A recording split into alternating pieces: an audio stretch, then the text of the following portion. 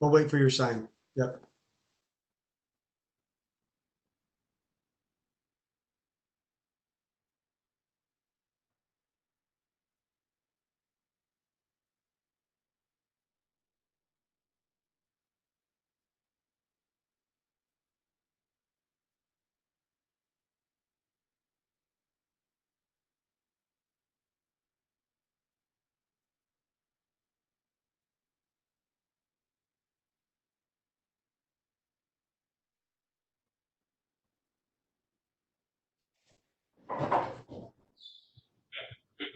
We're good. Okay, I think we can get started. Good evening, and welcome everyone to our June's virtual meeting. We hope that you've all been healthy and safe since our last meeting. And as a reminder to everyone, the public is able to view the meeting in real time on Facebook Live. So we greet all of you joining us this evening. We're glad you're with us. We'd now like to call the regular board meeting to order. Meeting called at 6:03. And we go to roll call. Jim Anderson? Yeah, Jim will be absent. I believe he is, he's not available tonight. Okay, Jim Anderson excused. Dr. Falvo Lang? Here. Roger Gines? Here. Marie Hege? Here. Carmelita Smith?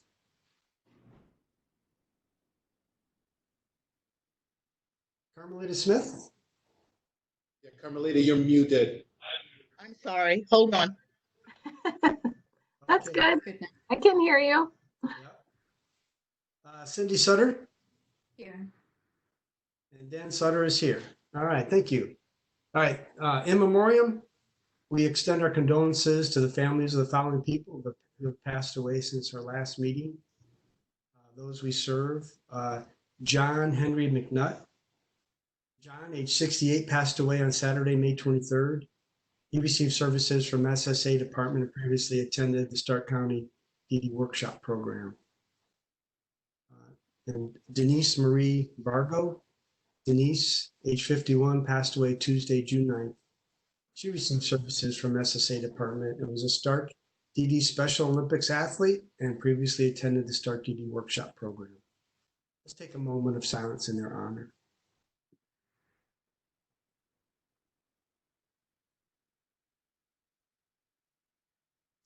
Okay, thank you. And I now need a motion to approve minutes from regular board meeting held May 26th. Giants moves. Second? Haveling seconds. Additions, revisions, or corrections? With none, all in favor of approval of board minutes, say aye. Aye. Opposed, say nay. Any abstentions? Board minutes are approved. We entertain anyone for public speaks. Yeah, we don't have anyone. Okay, thank you. So no one for public speaks. So we'll now move on to the president's report. So good evening again. I wanted to use my president's report this evening to reinforce the message we sent to our stakeholders on this topic of equality last week. The statement will soon be posted on our website for everyone to see. We as a board, we're committed to reviewing and revising our policies and procedures, hiring practices when necessary, and we will be reviewing them to make sure there are no conscious or unconscious biases. I believe we as a board must use the tragedies that have occurred within our nation as an opportunity to look at ourselves and change where needed. We as a board are committed to this statement. So I'd like to pull a couple of excerpts from the statement to emphasize the certainty that we as a board are for equality and inclusion, and we are against racism. So the excerpts I want to pull from are, as advocates for social justice in our work on behalf of people with developmental disabilities since 1967, we cannot stay silent.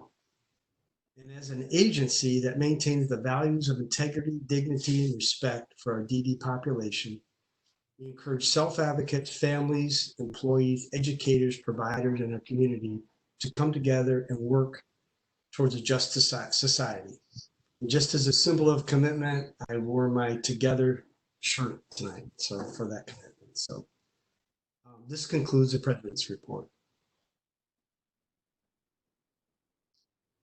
Good evening, board. It's certainly an honor and pleasure to speak with you at the halfway point of the year. It's hard to believe we're halfway through 2020, and what a year it has been. I mean, it has just been a whirlwind from January to March, and then March until now, as it seems like forever ago that we really started off this year. But a lot has happened. This is the year, or this is the month we traditionally do a 6-month update on our annual plan. Our annual plan actually has 66 goals. 61 of them are department goals, and 5 of them are agency goals. It does seem like a lot, but we do have 12 departments working on them. And then 5 of the goals are agency-wide, and we collectively work on those. So there are a couple that I just want to really highlight. One is our strategic plan. We're in year 4 of our strategic plan, and that means certainly we want to succeed through this year on that final plan, but we also want to be thinking about our next strategic plan, which likely will run from 2021 to 2023, which is really the end of a levy cycle, and then 24 would be the beginning of another one. So we will be looking for volunteers from the board. We can have 3 members on the strategic planning committee. If we have 4, then it becomes a public meeting. So we have traditionally held it to 3 board members, and then we would have a representative from all of our stakeholders, people served, family members, providers, and then our agency staff. Next, want to highlight where we are with the Whippledale renovation. Right now, we are nearing completion on not only the renovation, but also the parking lot. And at this time, I would like to turn it over to Tim to kind of talk about some of the challenges we've had with the renovation and the expansion of the parking lot, and also show you what it's going to look like. I'm turning it over to Tim here. Okay, good evening, everybody. I'm going to be working here with Lisa Paramore. She's doing the fancy video that hopefully you guys can all see. Recently, Harris Day created his 3-dimensional view of the future parking lot, because one of the issues with our neighbors was they quite didn't understand what it would look like with the landscaping and the fencing and how it would turn out on their view. So what we did was, back on June 3rd, we met with the Plain Township zoning, and we showed them this video. As you can see, we have fencing on all 3 sides, no access onto Wise Avenue, and the landscaping, which seems to be one of the biggest issues with the neighbors. If you'll notice that the far side towards the old Sifrin building, there'll be an 8-foot fence. The neighbor to the south is a 6-foot fence. And then on Wise Avenue, it'll be a 4-foot fence with landscaping of boxwoods and evergreens and stuff like that to enhance it for the neighbors. And as you can see, there will also be green grass along Wise Avenue. During that zoning thing, we did get approval for the 8-foot variance to the neighbor to the south. So we will build a fence really right up to their property, and that gives us the ability to get in our 65 parking spots. The variance was a requirement of 20 feet. Now it's down to 8, and she had no problem with that. We also got approval not to have islands within the parking lot. That's a Plain Township thing. So they did waive that so that we don't have these islands that would have lost 4 or 5 parking spots. And now we can move the snow all the way down towards the easement of towards the Sifrin building, where we'll have our catch basin of the overflow and the water will all retain that way. So as you can see, 3-dimensional, they did a nice job creating it. It'll hold 65 parking spots. It'll be very private. What you don't see is the gates and stuff will still remain on Wise Avenue for after hours, so that nobody's cutting through to Whipple, and that'll cut things down. All the neighbors who did show up seemed very happy with this plan. This has kind of helped them put it all together. And then the zoning board approved it. You know, all 7 of them voted in favor of it. So we were moved forward to that. And then, thank you, Lisa. And then on June 17th, the commissioners did approve to move forward with the parking lot. So we were good there. And then starting this past Sunday, for the next 3 Sundays, it's being advertised in the paper so that we can go out to bid. The pre-bid meeting, which is June 30th, which is anybody who's interested in working on the parking lot and the landscaping, has an opportunity to come look at the lot. Harris Day and myself will be there to answer any questions. And then the actual bid opening is July 14th downtown at the commissioner's office. At that point in time, we'll find out who got the job, and then we'll be able to, with working with them, see where we're at on the schedule. Right now, unless things change, you're looking end of August, September for the parking lot to be built, and pending on, you know, any other things that may come up in their schedule. So kind of right now, that's where we're at. It's moving forward finally. It's got off to a little bit of a slow start, but I think we're in good shape and it'll look nice when it's done. Questions? I think it looks great. Yeah, thank you, Lisa. That was a nice little video. You did good. So hopefully we'll have a nice parking lot going into winter. Hey, Tim, how many parking spaces did you gain when you were able to eliminate the islands? We picked up 4. We had originally proposed it to be 65. So if they would have said we had to put the islands in, we would have dropped to 61. It would have took out 4. So by them agreeing to us, we stayed at the 65. Okay. And the landscaping is an alternate to the blacktopping. So they'll bid on the actual parking lot and come in with a number. And then the vendor will also then give us a quote on the fencing and the landscaping. And then we have an option of accepting that or moving on, depending on budget. But right now they'll be bid out together. So within the, thank you, Tim. I do appreciate your expertise in making all this happen. So we talked about the strategic plan being one of the things that we need to forge. We need to tie up the loose ends from this one and have another one. The capital project of the Whippledale renovation of the parking lot was very, very significant this year. What is also one of the most important things we do is the awareness month we have in March. And I just can't say enough good that had occurred in March in regards to trying to raise awareness of our community regarding people with disabilities and inclusion. We had the awareness walk that brought in over 400 people and was keynoted by Senator Schuring. And then Lisa also led and was the head of the spear when it came to a premiere of the Peanut Butter Falcon at the Palace Theater, which 125 people came. So those awarenesses, the advertising we do each month, highlighting an ambassador, that is critical, and then just another tool in our toolbox, getting the message out about who we are, what we do, and why we exist. The final thing I want to mention, because obviously there are 66 goals, we can't talk about all of them, but the one that has become very germane is the review and the revision of our disability, diversity, and inclusion plan. That was something that was going to happen anyway this year, and it's become just so relevant, so germane. So we are going to take really a step back, and we are going to have small focus groups starting even later this month and into July with people of color that work for us, as well as other minorities, and to really assess and get their perceptions, beliefs, and desires for us as we develop this plan. So we're excited about that. We've been able to talk and have good conversation, but we really need to turn our words into actions.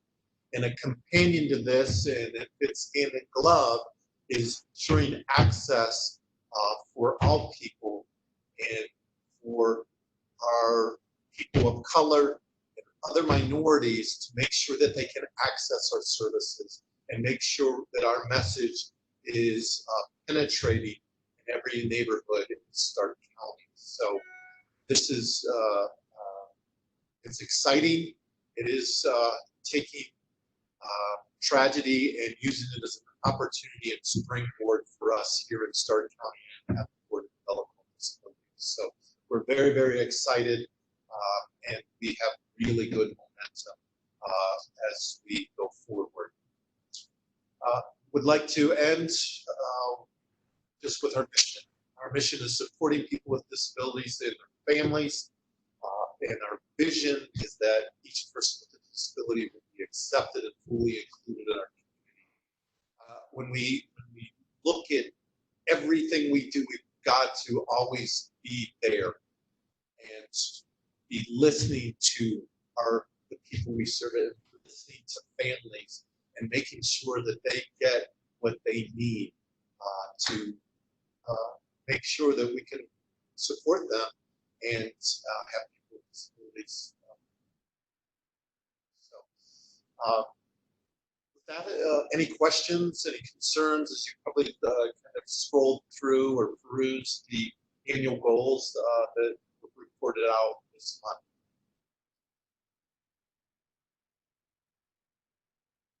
There's none.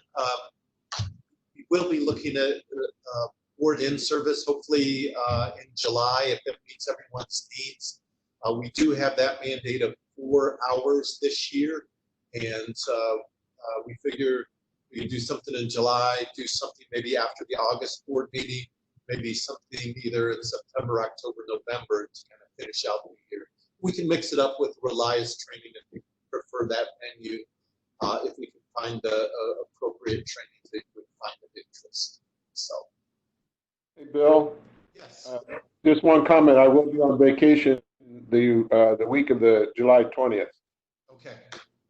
That's the only time I'll be out of town. So. Okay. So we'll still poll for that July 16th date, and if that doesn't work, we'll just try to find where it needs people scheduled.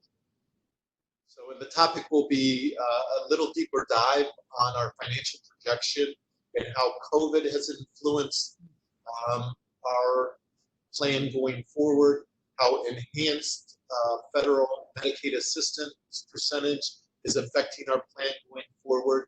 And by then we'll have a much clearer understanding of what the state budget is going to look like. Even today, we have not heard definitively what the cuts and what the enhanced FMAP and how long it will continue.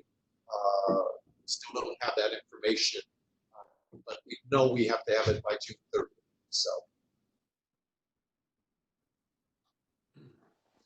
If there's no questions, that will conclude the superintendent's report this evening. Okay, thank you, Bill. And now we'll want to poll the board members just to arrange that July 16th training if we can make that work. So, okay, so we'll move to committee and department reports, which are in our board packet. Are there any additions or deletions that need to be made at this time? With none, we'll move to a presentation this evening, and I'll toss it to Connie Polton. She'll be sharing the agency's reopening plan.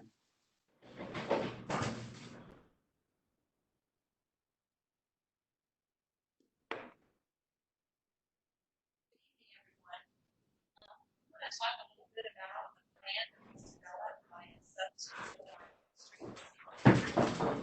the plan was really designed in conjunction with the Department of Health and CDC. If Connie's speaking, I can't hear her. I can't either. Yeah, actually, it's hard to look into this. Sorry about that. So the plan that we want to present this evening was developed by a sub-team of our Administrative Safety Committee, and certainly was in conjunction with Ohio Department of Health and CDC guidelines. So the plan primarily addresses our administrative building here at Whippledale, but we are following the plan at our other locations, even though right now we have very limited employees. So there really are 5 aspects to our restart plan.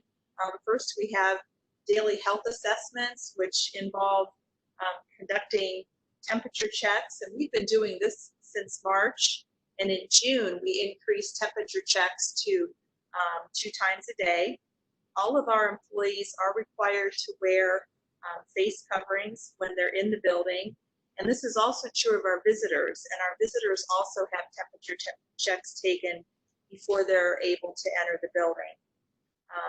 Face coverings can be used in all areas, including any common areas.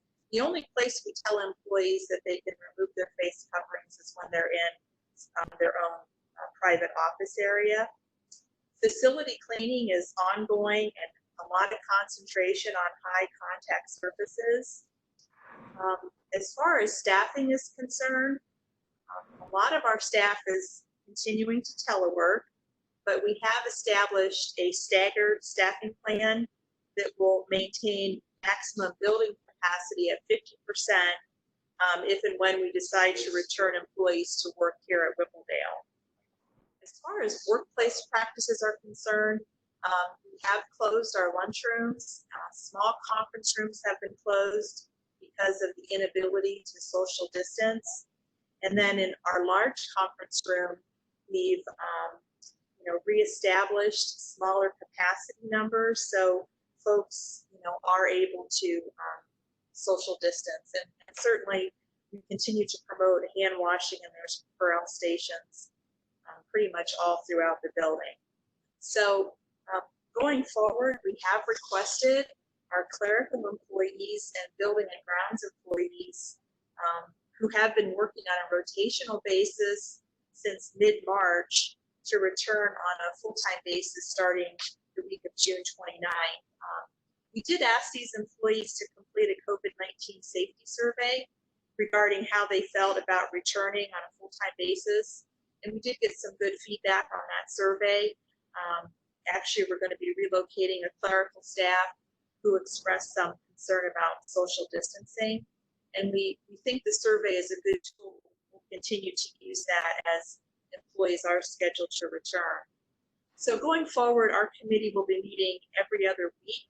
Also, we'll be adding some guidelines to the plan regarding safety practices to follow as it pertains to home visits and monitoring, along with some guidelines for employees who travel out of state. So certainly, as the school year approaches, we'll be incorporating school employees into our plan, and every day things change and evolve, and so we'll certainly be addressing those items as they occur. So does anyone have any questions?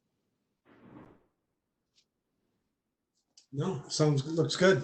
Thank you.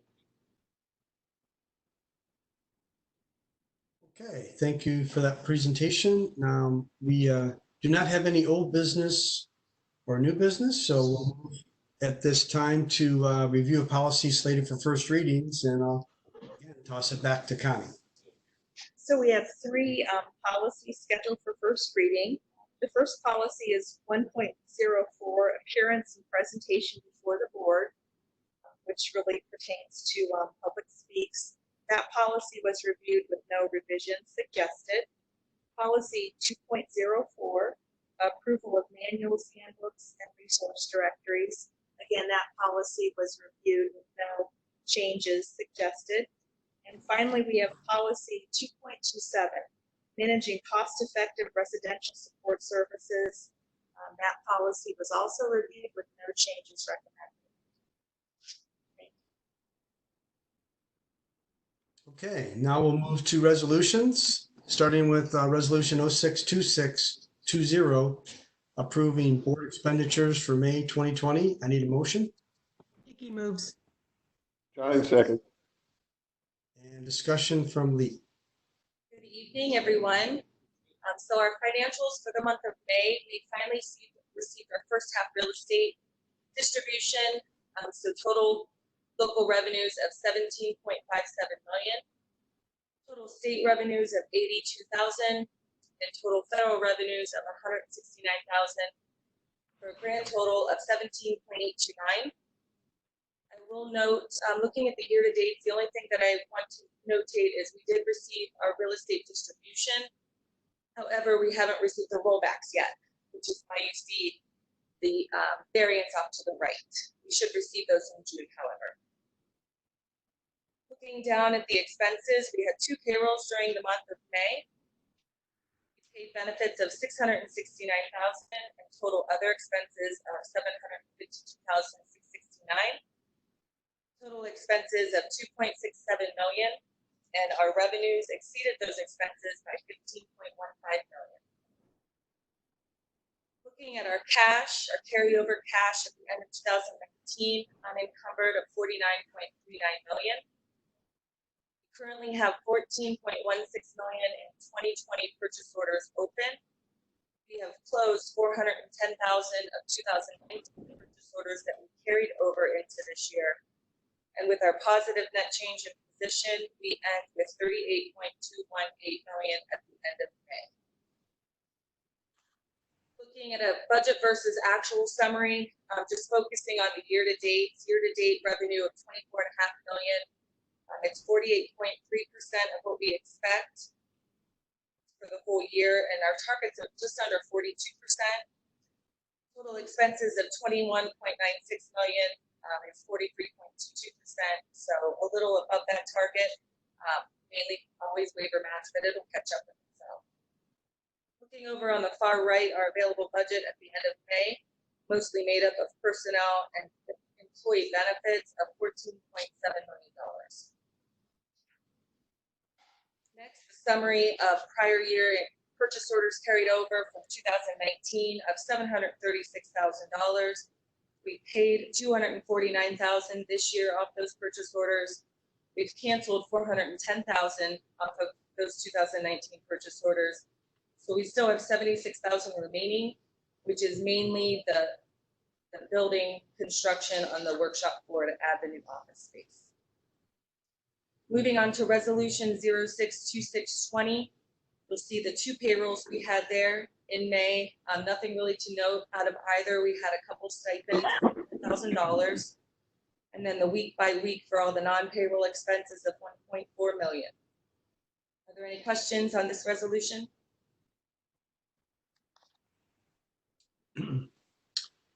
With no questions, all in favor of the resolution for board expenditures for May, say aye. Aye. Opposed, say nay. Any abstentions? Financials are approved. Okay, we go to resolution 062720, approving the 2021 preliminary budget. I need a motion.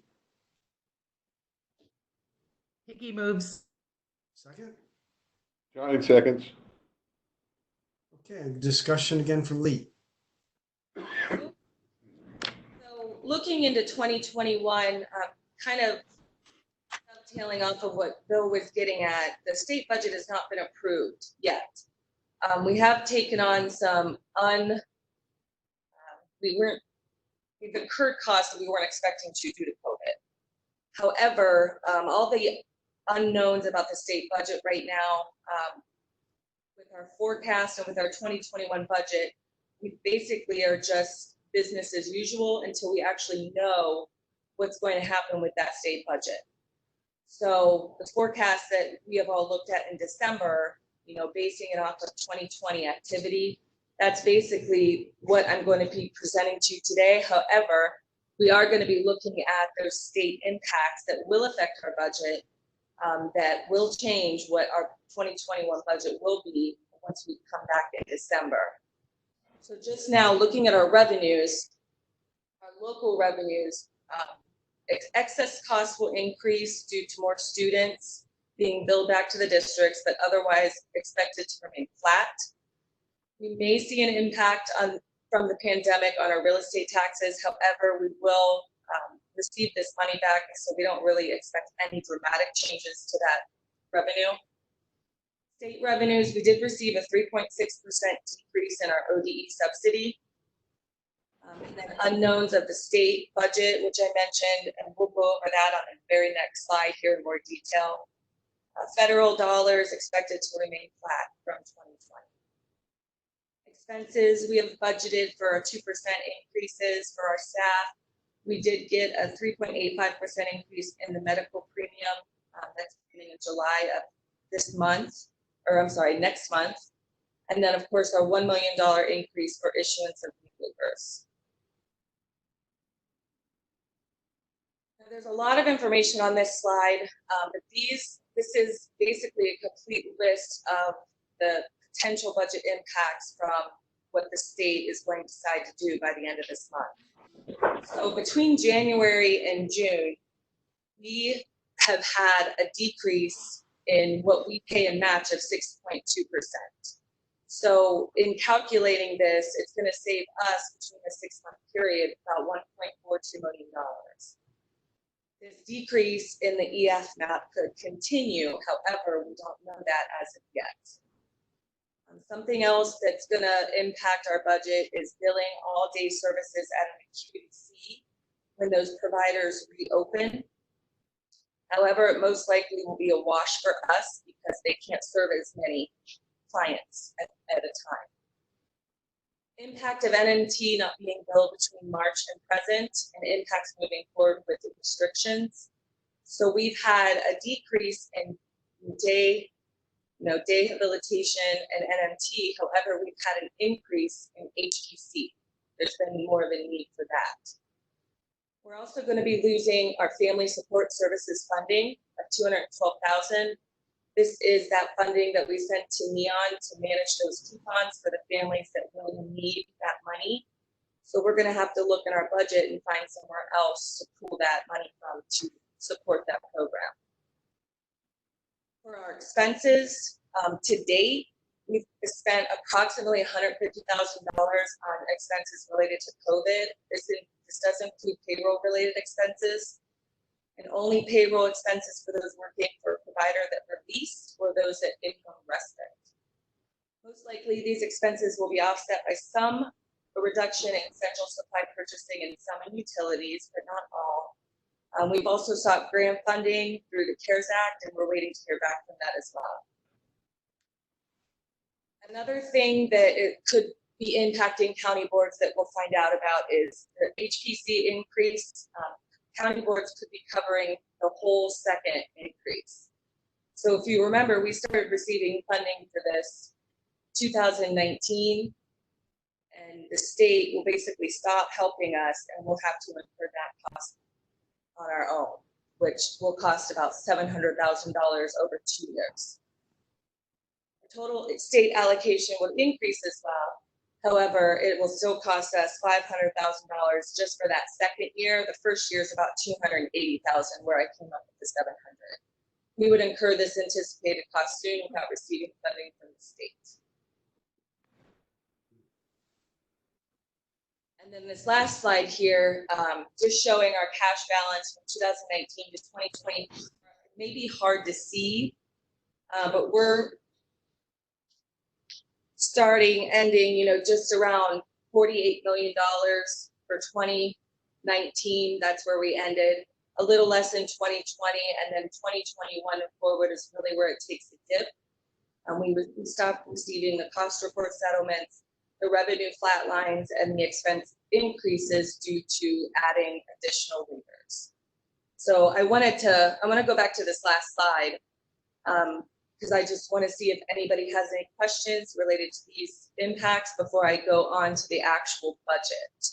Does anyone have questions? No. Okay. So resolution 06-2720. So a lot of this is based off of 2020 and what we've received this year and what we think what's gonna happen next year, what we know right now. So total local revenues of $37.5 million, total state revenues, which includes the decrease in the ODE subsidy of $3.36 million, and total federal, which is going to remain flat at $5.9 million. Total revenues of 46.8 million expected for 2021. Total expenses overall 52.2 million, and out of that 21.6 million is for waiver match and 16.3 million is for wages. So you can see the gap starting to occur, our waiver exceeding our wages now. So looking at what we expect our cash to be, we expect that our expenses will exceed our revenue by over $5 million at the end of 2021 and will put us with just about $42 million ending the year. We also have a capital fund, which I've estimating that there will be no activity in there. So just the cash balance will stay, which is about $14,383. And our Cohen Gifts and Donations Fund, no activity in there as well, of $125,450. If there are no questions on the budget, requesting approval. No questions. I would point out, you showed that graph of declining cash balance, and in our finance committee meeting, we noticed that the decrease is accelerating over time. So it gets to be pretty serious out to 2025. Yeah, the gap really gets up to between $10 and $12 million out there. So yeah, it's pretty significant. Okay, with any no further questions on the 2021 preliminary budget, all in favor of the resolution, say aye. Aye. Opposed, say nay. Any abstentions? The resolution is approved. Resolution 062820 approves a lease agreement with Plain Local Schools. I need a motion. Hines moves. Second. Haveling seconds. Discussion from Myrna Blosser. Good evening, everyone. This initiative has been happening since 2011 with the Plain Local School District. And what it involves is a embedded classroom for preschoolers at the Taft site, and then a embedded classroom, which is now located at Avondale Elementary. So since the initiative that we did the embedded, we've been able to have 15 students return to their home districts from being in the Avondale setting. And then in this year, we had one student return to their respective home district. The preschool program has seen 3 students graduate this year who were on IEPs go back to their home school, and the overall effect that it's had since the 2011-12 school year, there's been about 44 students who've actually moved forward with IEPs instead of coming into our school program, have gone and returned back to their home school district, which is a really nice group of students returning and getting to be with their peers, with their friends, and with their other family members at their home school district. So both sites give us the opportunity to let the students work side by side and participate in events and activities with typical peers. So we feel that it's been a great opportunity. And so this resolution is to continue that relationship with the Plain Local School System. So if you have any questions, I'd be happy to answer any.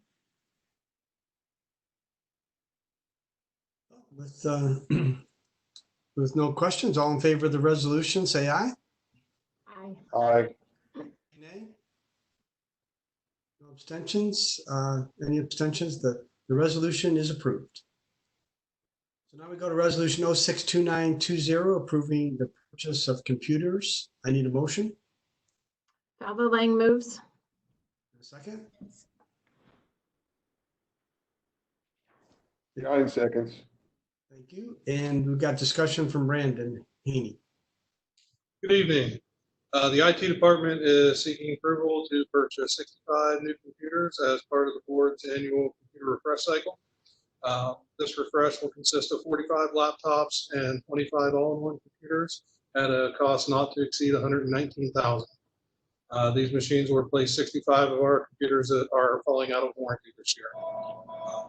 This is our standard refresh that we normally do, where we roll over about a quarter of our machines every year. So if there's no questions, we'll move from there. Okay, without questions, all in favor of the resolution for purchase of the computer, say aye. Aye. Aye. Aye. Opposed, say nay.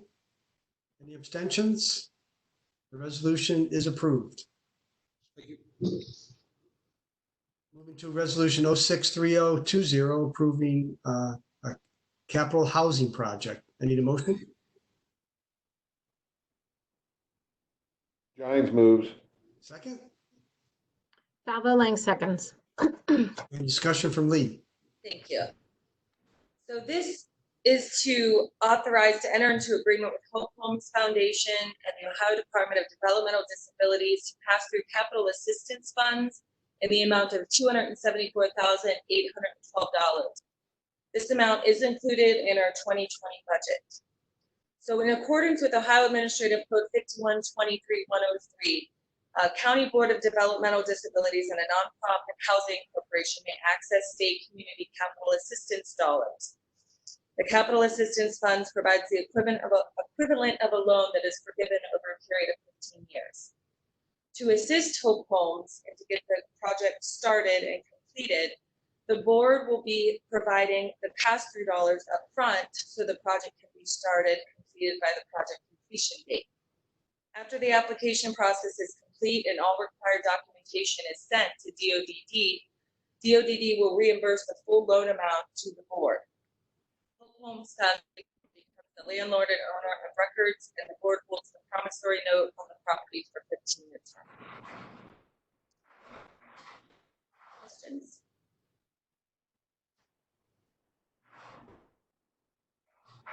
No questions? All in favor of the resolution for capital housing project, say aye. Aye. Aye. Opposed, say nay. Any abstentions? The resolution is approved. Moves us to the second reading of board policies presented at the May board meeting, and they're presented by Connie. So we have 3 policies for second reading. Policy 1.02, powers, responsibilities, and prohibitions of board members. Policy 4.24, delays, early dismissals, and closing announcements. And policy 4.35, jury duty, court appearance, subpoenas, search warrants, investigations, and other legal actions. All 3 of these policies reviewed with no changes recommended.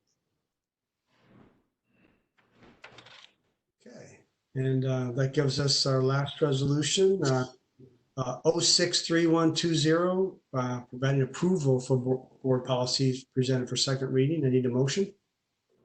Higgy moves. Second. Falvo Lang seconds. Any further discussion? Can you guys hear me? Yes. I'm sorry. I've been seconding then. Okay. Just now heard you, so. Thank you. Sorry. Okay, so any other discussion on the policies? With none, all in favor of the second reading policies, say aye. Aye. Aye. Opposed, say nay. Any abstentions? Board policies for second reading are approved. So as a reminder, our next regular board meeting is scheduled for August 25th at 6 p.m. I now need a motion to adjourn. Giants moves. Second. Carmelita Smith second. Thank you. And Heard you that time. yes. I know, I kept saying, what am I pushing? Darn computers. Yeah, talk on it. All in favor, say aye. Aye. Opposed, say nay. No abstentions. We now are adjourned at 6:46. Have a great evening.